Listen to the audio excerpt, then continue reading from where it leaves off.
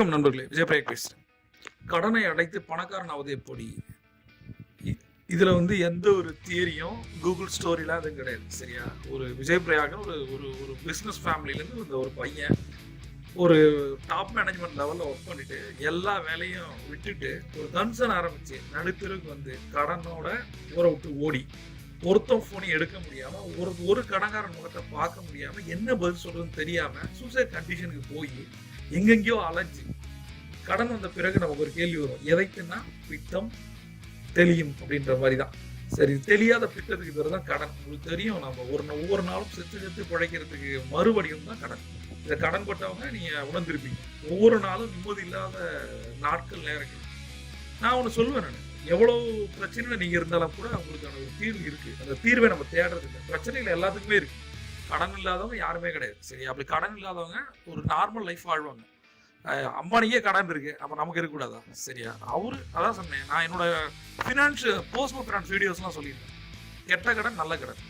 நல்ல கடன்றது உங்க பிசினஸ்க்காக நீங்க வாங்குறது. கெட்ட கடன்றது இஎம்ஐல வாங்குற காரு, வீடு, இது மாதிரி எது இல்லாமல் கிரெடிட் கார்டு கடன் எல்லாமே. ரைட். அப்ப கடன் வரும்போது தான் எல்லாமே மாறுது. நம்ம கூட இருக்க மனிதர்களை பத்தி நமக்கு தெரியுது, நம்மளை பத்தி நமக்கு தெரியுது, நம்மளோட டேலண்ட் எவ்வளவுதானா.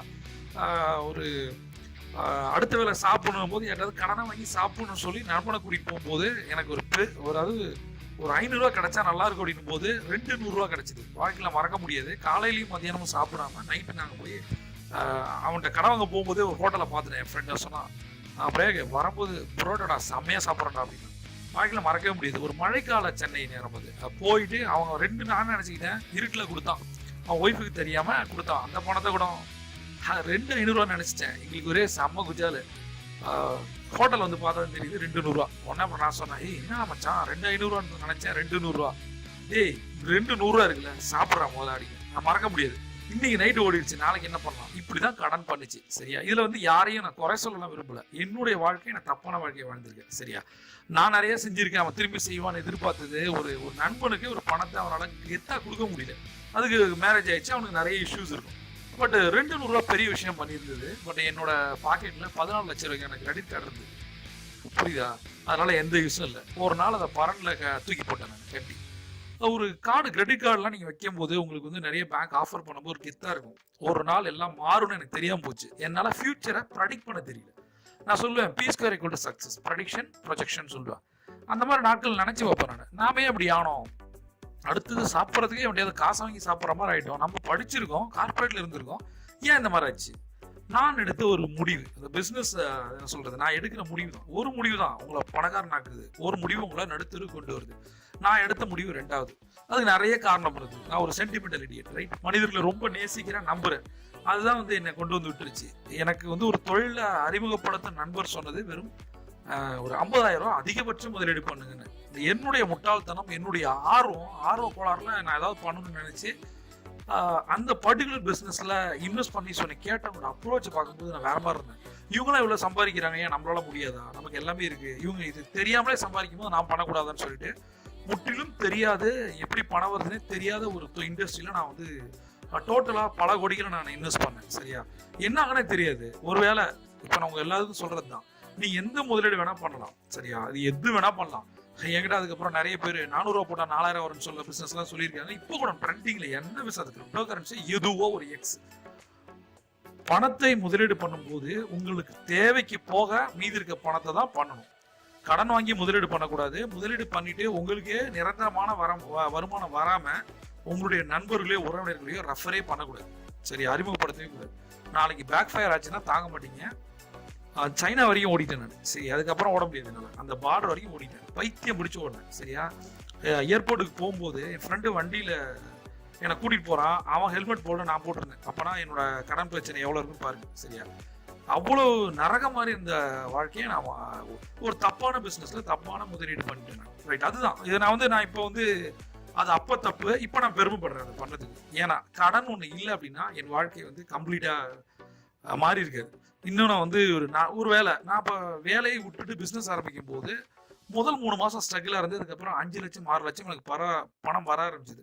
நான் கார்லாம் போக மாட்டேன், ஃப்ளைட்ல இருந்து போவேன். மதுரைக்கோ, கோயம்புத்தூருக்கோ, பெங்களூருக்கோ எல்லாமே ஃப்ளைட்ல இருந்து போவேன். டைம் வேஸ்ட் அப்படின்னு நினைக்கிற அளவுக்கு இருந்தேன். ஒரு நாள் என்னால ஒரு ஆம்னி பஸ்ல கூட போக முடியாத நிலைமை வந்தது. பட் இப்போ உங்களுக்கு சொல்றது என்ன தெரியுமா?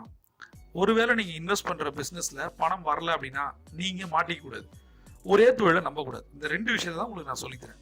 இப்போ முதலீடு பண்ணணும் அப்படின்னா நம்ம குழந்தைகளுக்கான கல்யாணமோ அல்லது நம்ம சேவிங்ஸையோ பண்ணவே கூடாது.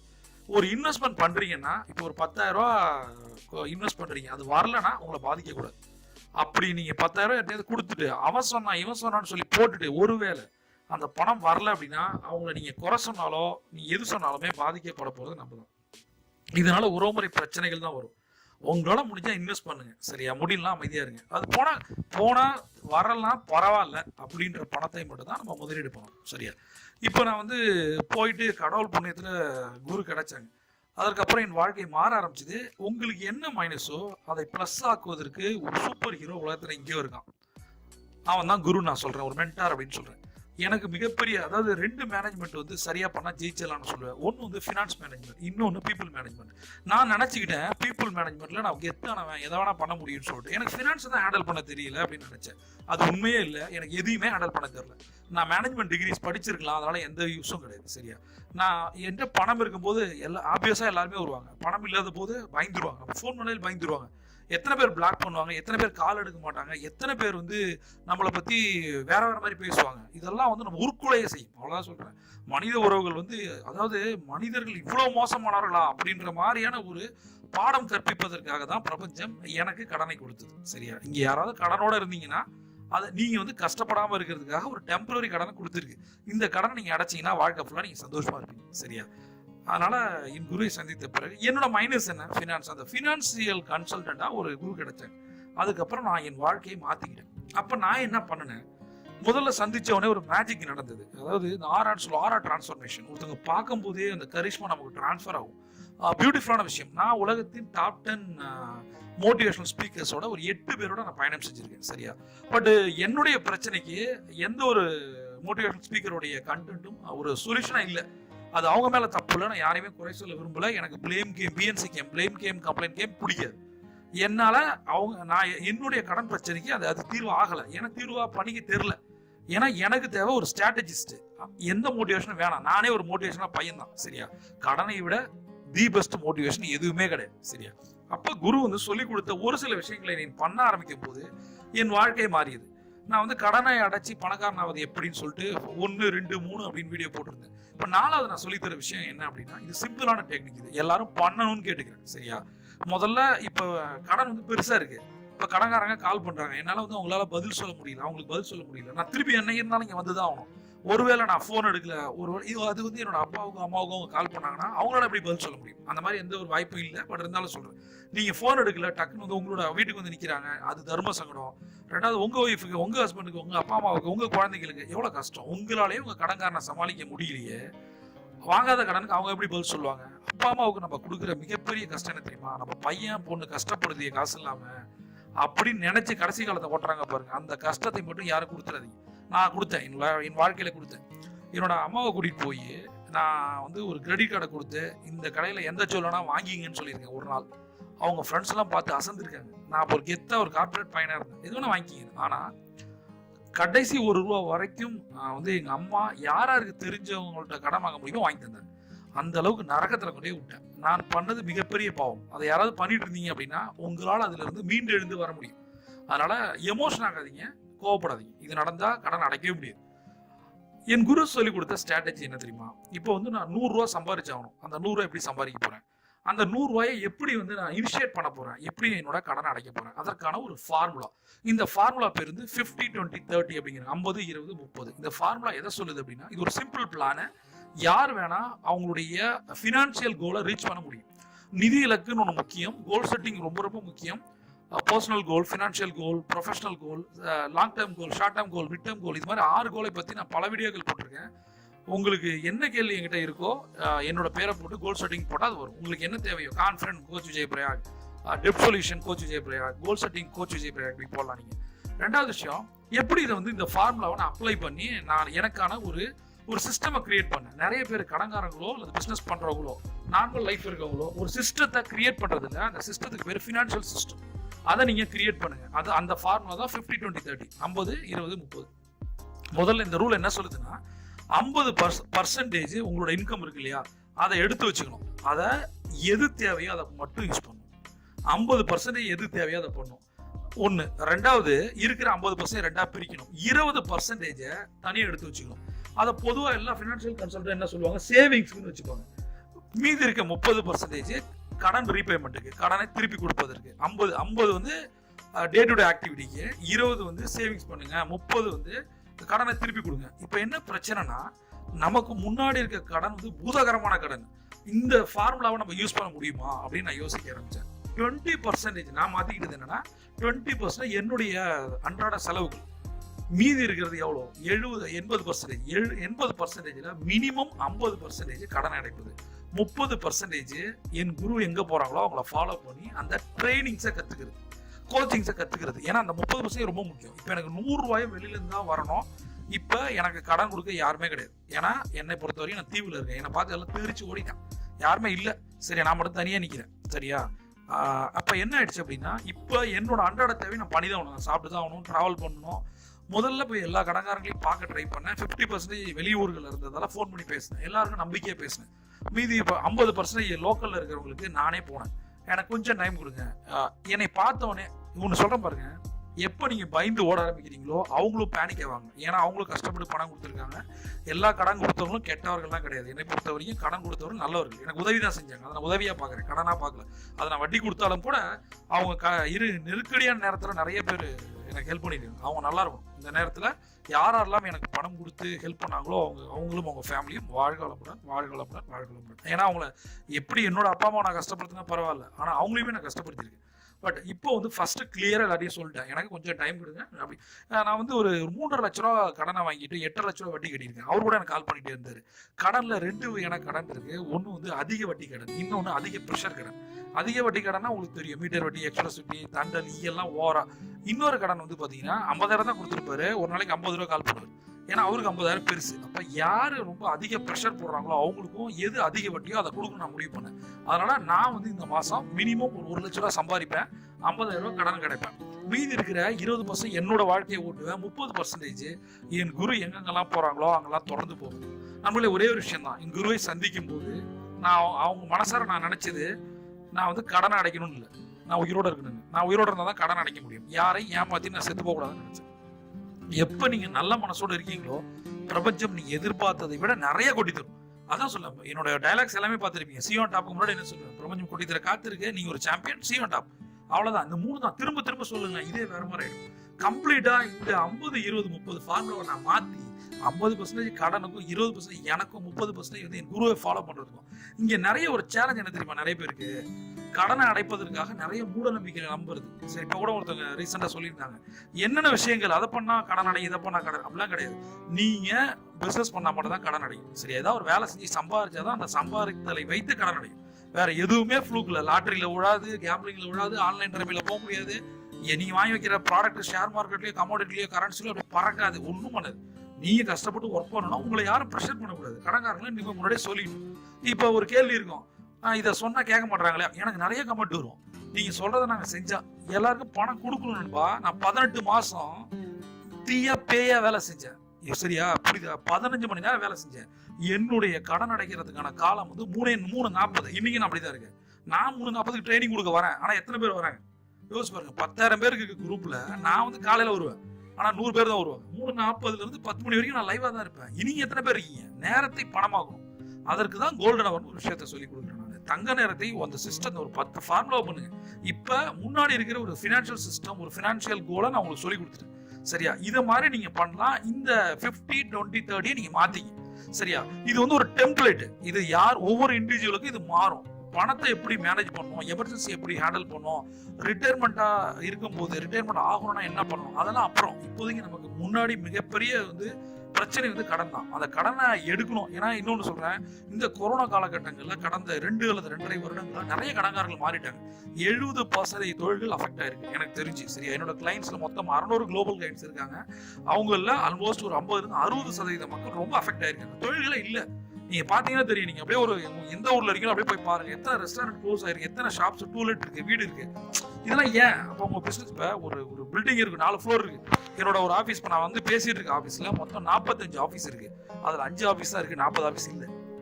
40 ஆபீஸ் இல்லைன்னா ஒரு ஆபீஸ்ல 5 பேர் வேலை செஞ்சா என்னாச்சு? அத்தனை குடும்பங்கள் இல்லை, அவங்க என்ன பண்ணுவாங்க வேலைக்கு? அவங்களுக்கு கரண்ட் பில், வாடகை. இதுதான் வந்து இந்த கொரோனா பண்ண தாக்கும். இந்த கொரோனால மாட்டாம இருக்கணும், அதுல இருந்து தாண்டி வரணும்னா நிறைய விஷயங்கள் இருக்கு. அதை என்ன பண்ணுவோம்? கோல்டன் ஹவர்ல நீங்க உட்காரும் போது தான். இப்ப என்கிட்ட வந்து சில பேர் கேட்பாங்க, பணம் இல்லாம எப்படி பிசினஸ் ஆரம்பிக்கிறது? அதுவே நான் ஒரு வீடியோ போட்டிருக்கேன். நிறைய பிசினஸ் இருக்கு. பணம் இல்லாம ஆரம்பிக்கிறது, கொஞ்சம் பணத்தோட ஆரம்பிக்கிறது, நிறைய பணத்தோட ஆரம்பிக்கிறது. பட் நீங்க உங்களோட மைண்ட் செட் ஆகாம எதை வந்து நீங்க சரி பண்ணுவீங்க? ஒரு கடன் மனநிலையில இருக்கீங்கன்னா உங்களுக்கு எல்லாம் பயம் வரும். அதை நினைச்சு கவலைப்படுவீங்க, நைட் லேட்டா தூங்கி காலைல எந்திரிக்க மாட்டீங்க, கோல்டன் ஹவர் பண்ண மாட்டீங்க. அப்ப சின்ன சின்ன விஷயங்கள் கூட பெரிய அச்சுறுத்தலா மாறும். அதுக்கு தான் நான் சொல்றேன், முதல்ல நைட் சீக்கிரம் தூங்க. 2 நாள் 3 நாள் மாத்திரை போட்டு தூங்க.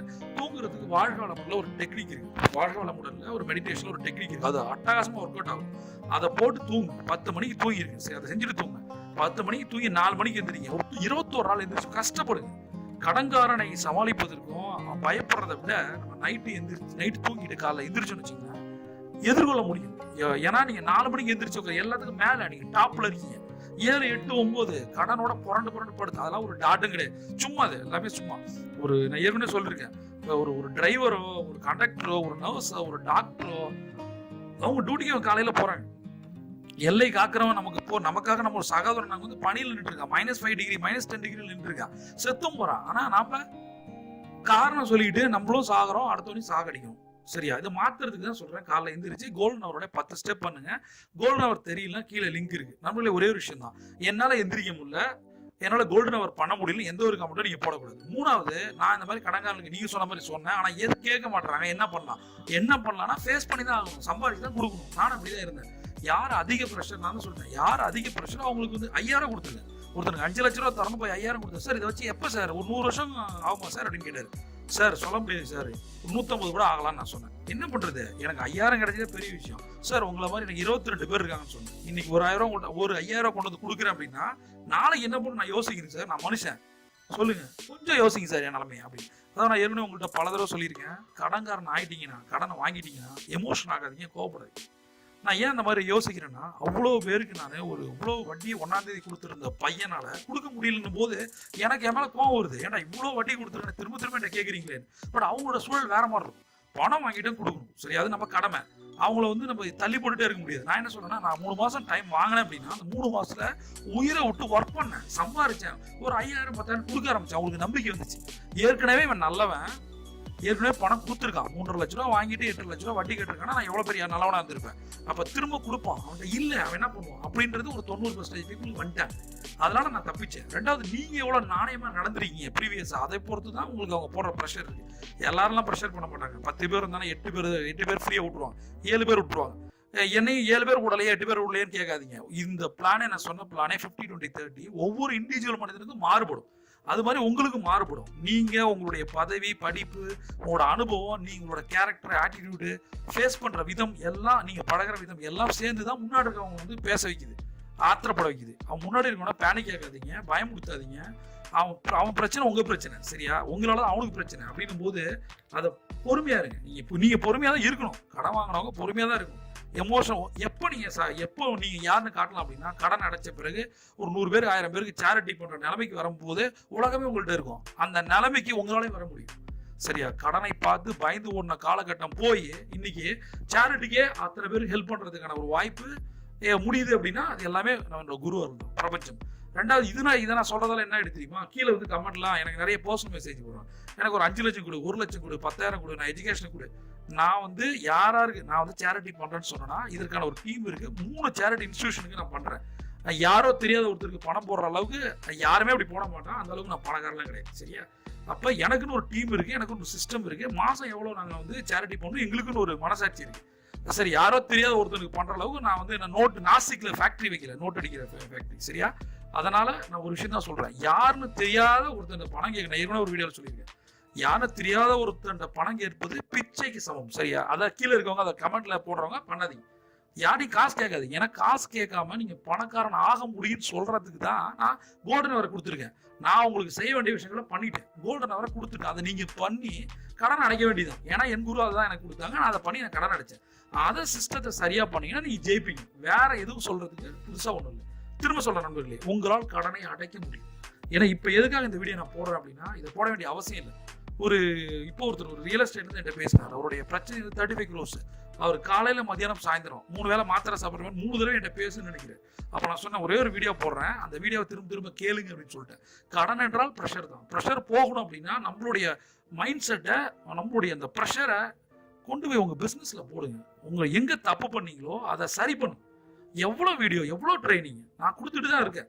என்னோட வீடியோஸ் எல்லாமே கேளுங்க. என்னோட டெப் சொல்யூஷன்ஸ் கீழே லிங்க் இருக்கு, அதை போய் பாருங்க. முதல்ல பயப்படாதீங்க.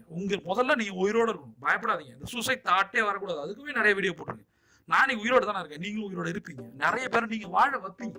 நான் சொல்றேன், கடனோட இருந்தவங்க தான் வாழ்க்கையில எவ்வளவு பெரிய பேங்க்ரப்சி. டொனால்ட் ட்ரம்ப் பேங்க்ரப்சி, புரியுது? எத்தனை பேர் பேங்க்ரப்சி? அமேசான் திவால், ஜெஃப் பெசோஸ் எங்க ஒரு 3 வருஷத்துக்கு முன்னாடி காசே இல்லைன்னு சொன்னாரு எலான் மஸ்க். இவங்க எல்லாம் இவ்வளவு பெரிய ஆள் ஆகும்போது உங்களால ஆக முடியாதா? என்ன பண்ணுவோம் அதை பண்ணுங்க. மெயினா கோல்டன் அவர் அதிகாலை 4 மணிக்கு பண்ணுங்க. கீழே ஒரு ஃப்ரீ ட்ரைனிங் லிங்க் இருக்கு, அதை கிளிக் பண்ணி என்னோட சேர்ந்து கோல்டன் அவர் பண்ணுங்க. உங்கள் வாழ்க்கை மாறும். பிரபஞ்சம் பற்றி காத்திருக்கு. நீங்க ஒரு சாம்பியன். C on top.